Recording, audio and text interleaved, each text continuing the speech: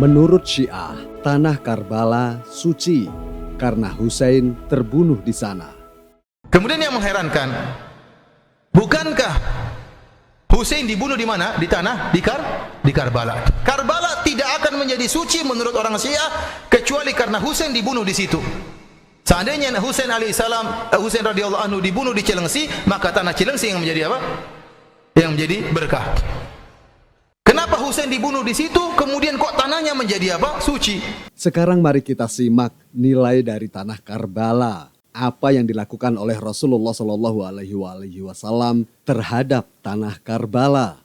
Dalam kitab Al-Musnad oleh Ahmad bin Hambal yang ditahqiq oleh Ahmad Muhaqqiq Syakir, jilid 1, terbitan Darul Hadis Al-Qahirah, cetakan pertama tahun 1995 Masehi, halaman 446. Dari Abdullah bin Nujai, dari ayahnya, suatu saat dia pergi bersama Ali. Dia, yaitu Nujai, adalah yang memegang wadah berwudu Imam Ali. Ketika keduanya sampai di Nainawa, ketika itu dalam perjalanan menuju ke Siffin, Ali berteriak, "Sabarlah wahai Aba Abdillah, sabarlah wahai Aba Abdillah di tepi sungai Furat." Aku berkata, apa yang dimaksud Ali dengan Aba Abdillah? Kemudian Ali menjawab, suatu ketika aku pernah menemui Nabi Shallallahu Alaihi Wasallam. Sementara ketika itu beliau Shallallahu Alaihi Wasallam berlinang air mata. Aku, yaitu Ali, bertanya kepada Nabi, wahai Nabi Allah, adakah seseorang yang telah membuat engkau marah? Mengapa engkau menangis tersedu-sedu? Rasulullah Shallallahu Alaihi Wasallam menjawab, baru saja Jibril pergi dariku sebelum kamu datang dan membawakan berita kepadaku bahwa Al-Husain akan terbunuh di tepi sungai Furat. Jibril berkata kepada Nabi Shallallahu Alaihi Wasallam, apakah engkau ingin mencium tanah tempat terbunuhnya Al-Husain? Kami tegaskan, mencium tanah tempat terbunuhnya Al-Husain. Nabi Shallallahu Alaihi Wasallam menjawab, iya. Lalu Jibril mengulurkan tangannya dengan menggenggam sekepal tanah. Lalu Jibril memberikannya kepadaku, yaitu tanah Karbala.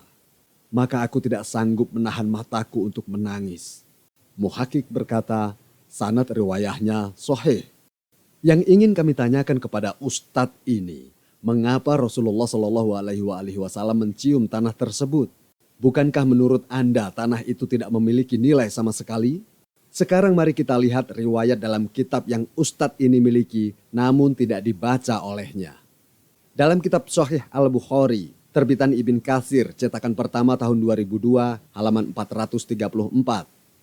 Dari Abdullah bin Umar berkata bahwa ada serombongan orang, yaitu sahabat yang bepergian bersama Rasulullah Shallallahu Alaihi Wasallam. Kemudian singgah di Hijr, negeri kaum Tsamud. Lalu mereka mengambil air dari sumurnya dan membuat adonan roti. Maka Rasul memerintahkan mereka agar menumpahkan air yang diambil dari sumurnya dan agar adonan roti dijadikan makanan buat unta, dan memerintahkan mereka agar mengambil air dari sumur yang disinggahi oleh unta Nabi Soleh alaihi salam. Rasulullah Shallallahu Alaihi Wasallam membedakan antara sumur yang pernah diminum airnya oleh unta Nabi Soleh alaihi salam dengan sumur-sumur yang lain. Hal ini disebabkan karena unta Nabi Soleh alaihi salam merupakan salah satu tanda kebesaran Allah. Jika unta tersebut meminum air dari sumber air, maka akan memberikan kekhususan dibandingkan sumber air yang lain, walaupun hal tersebut telah berlalu 3000 tahun yang lalu. Lantas bagaimana dengan tanah Karbala yang telah meminum darah Al-Husain alaihi salam?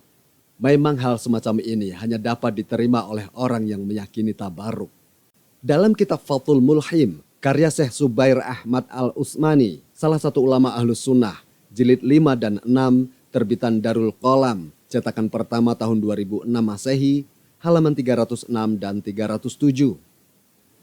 Syekh Al-Utsmani berkata, sesungguhnya Ka'bah adalah tempat yang paling mulia dan paling utama di muka bumi ini secara mutlak, karena sifat-sifat batin yang telah kami sebutkan, dan hal ini tidaklah mencegah adanya tempat di muka bumi yang lebih utama darinya.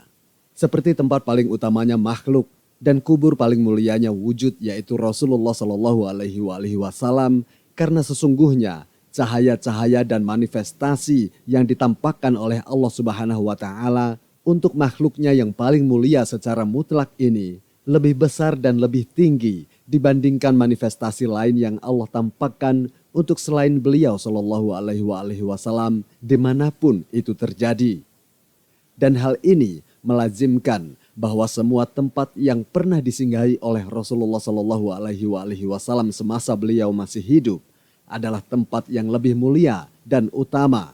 Kami tegaskan, lebih mulia dan utama dibandingkan semua tempat jika dilihat dari sisi ini, sampai beliau Shallallahu Alaihi Wasallam meninggalkan tempat tersebut. Jika sebidang tanah saja yang pernah diinjak oleh kaki suci Rasulullah Shallallahu Alaihi Wasallam menjadi lebih mulia dibandingkan tempat lain dalam pandangan Syekh Al-Utsmani, kami serahkan kepada para pemirsa penilaiannya tentang tanah yang telah dicium oleh Rasulullah Shallallahu Alaihi Wasallam.